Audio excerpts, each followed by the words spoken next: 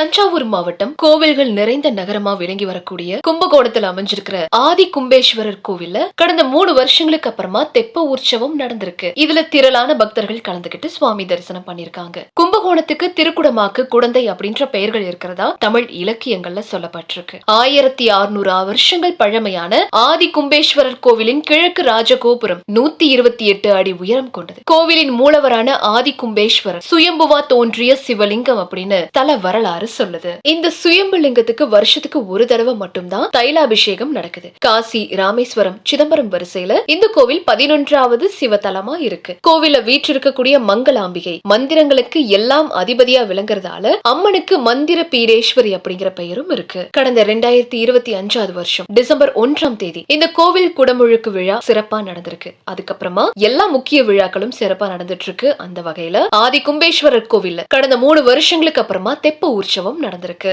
காலையில 9 மணிக்கு கோவிலிருந்து அம்பாள் புறப்பாட்டின் போது கோவில் யானை மங்களம் முன் செல்ல சுவாமி மகாமக குளத்துக்கு கீழே கரை பகுதியில தயாரிக்கப்பட்ட தெப்பத்துல எழுந்தருளி பக்தர்களுக்கு அருள் பாலித்திருக்காரு. இதுல நிறைய பக்தர்கள் திரளா கலந்துகிட்டு சுவாமி தரிசனம் செஞ்சிருக்காங்க.